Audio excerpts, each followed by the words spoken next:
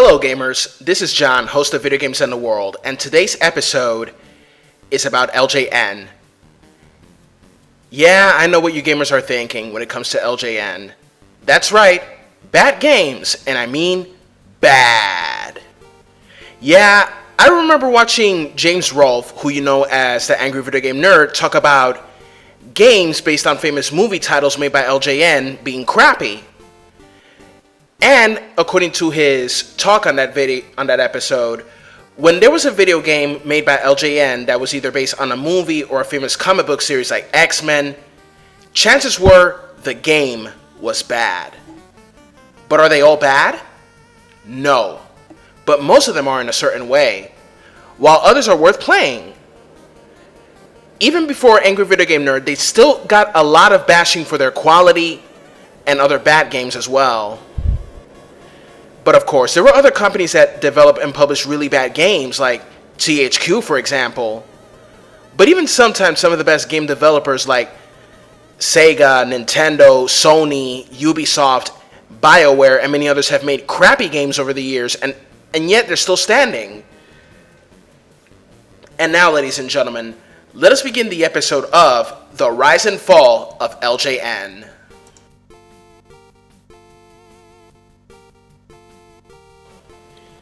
LJN Toys Ltd. was founded in 1970 by Jack Friedman, who later founded other toy companies such as THQ and Jakks Pacific.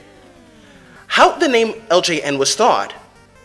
It came from reversing the initials of Norman J. Lewis, whose toy company, Norman J. Lewis Associates, had employed Friedman as a sales representative in the 1960s.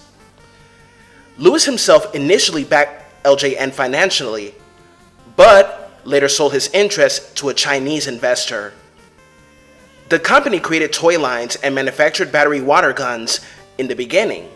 Most of the toys in video games were based off of movies and TV shows such as Nightmare on Elm Street, Friday the 13th, Indiana Jones, Thundercats, X-Men, Voltron, Bionic 6, and celebrities such as Michael Jackson and Brooke Shields. Shortly after Lewis moved on, Friedman was committed to the company by promoting its growth and focused the company's strategy towards licensing. Friedman has this instinct for recognizing blockbusters, old-conceived products for diverse audiences, and could negotiate, execute licenses quickly, which brought the practice to a whole new level. LJN found initial success making merchandise from the film E.T. the Extraterrestrial, and by 1983, LJN Toys had attained $51 million in sales and attracted the attention of MCA Inc., which was at the time the parent company of Universal Studios. MCA had been acquiring many companies during the mid-1980s and had a particular interest in acquiring toy companies. In 1985, MCA acquired a 63% interest in LJN Toys, completing a $32 million stock deal that required Friedman to move to LA, California. Friedman signed a long-term employment agreement with MCA and began running LJN Toys from Southern California. Friedman was an avid movie fan and had considered producing films, but after 2 years and just before MCA sold LJN to Acclaim Entertainment, Friedman left the company, preferring to be on his own in the business world. By 1987, LJN began to make video games for the Nintendo Entertainment System. This was the first time for the company, but not for MCA, who had a previous joint with Atari Inc., to create coin-operated video games based on the content of MCA. 2 years later, MCA had sold LJN because since their 1987 fallout surrounding toy guns made by LJN's Enertech division plunged MCA's profits 79.5% in the second quarter of that year. MCA had finally agreed to sell to Acclaim Entertainment in March 1990 for cash and Acclaim's common stock for 30 to 50%. During the time the company was owned by Acclaim Entertainment, LJN continued with the same licensing direction. Acclaim eliminated LJN's toy division and reorganized it exclusively as a video game publisher. During the 8-bit gaming era, Nintendo initiated a form of quality control based on limiting the number of titles to appear on its console the Nintendo Entertainment System. The company required each licensee company to limit the number of NES titles it published per year. As a result, companies like Acclaim created divisions such as LJN to produce more products than Nintendo would have otherwise allowed. Konami also utilized such workarounds with its division, Ultra. Even after Nintendo dropped this rule in the early 1990s, Acclaim continued operating LJN, which published several titles for the Super NES and the Game Boy. Although Acclaim distributed the video games, they were self-published and marketed by LJN. LJN, along with the Flying Edge and Arena Entertainment labels, the latter two labels had published Acclaim's games to Sega consoles, were folded into Acclaim in 1995. In 2000, LJN made a return in name only when Acclaim used the brand to publish the Dreamcast port of Spirit of Speed, 1937. In 2014, CollectorVision Games acquired the LJN brand name logo.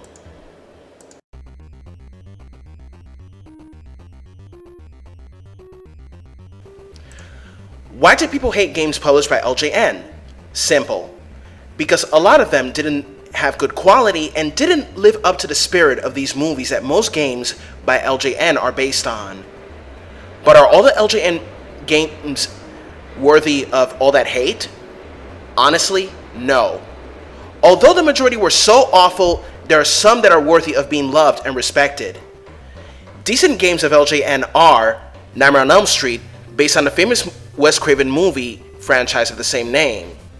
In this game, players can play up to 4 players and obtain items that can turn them into a team of super teenagers in order to even the odds against the murderous boogeyman, Freddy Krueger himself.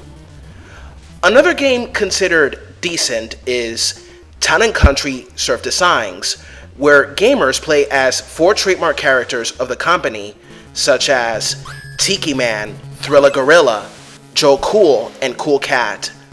The developers of the game did a great job with the designs of the beach area, such as street skating and the waves as well. The game's characters resemble the mascots very well too. They are known as the Boys. The music of the game fits the whole setting, taking place on the beach, most likely places like Hawaii, Venice Beach, whatever you like. True Lies for the Super NES and the Sega Genesis might also be right up the alley of decent LJN games. True Lies is based on a 1994 Academy Award nominated movie of the same name that was directed by James Cameron and stars Schwarzenegger, Jamie Lee Curtis, and Eliza Dushku, who you know from Buffy the Vampire Slayer and also True Calling. What's really cool about the game is that the one who briefs you on your objectives is Tom Arnold himself. And yeah, there are pictures of the movie in every mission. Now, for one thing, the game is really hard and the boss fights can be very nerve-wracking. Also, my most hated stage in the game was the subway, in which you have to be careful with the trains and try not to get ran over. Despite its unforgiving difficulty at times, this game is fun to play and decent. And also, for those who have seen the movie and played this game, you could either hate it or enjoy it, however you like. Alien 3, based on the movie of the same name, was alright in its own way as well. But of course, we all know that the worst titles by LJN are the following, such as Jaws, based on that famous movie with that famous great white shark killing people. The Karate Kid, Back to the Future 2 and 3, Beetlejuice, The Uncanny X-Men, Dr. Jekyll and Mr. Hyde, which you can see a video of the angry video game nerd playing alongside other gamers such as Alpha Omega Sin and bashing on the game as well. And as for the rest, well, they can all fit in that list. Why?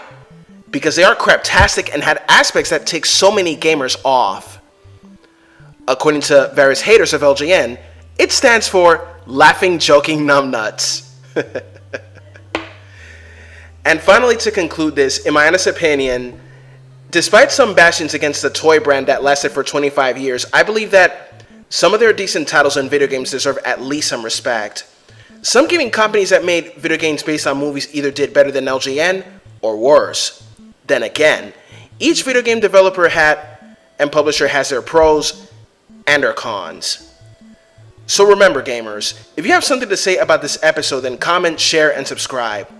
This is John, host of Video Games in the World. Have a good one. Bye-bye.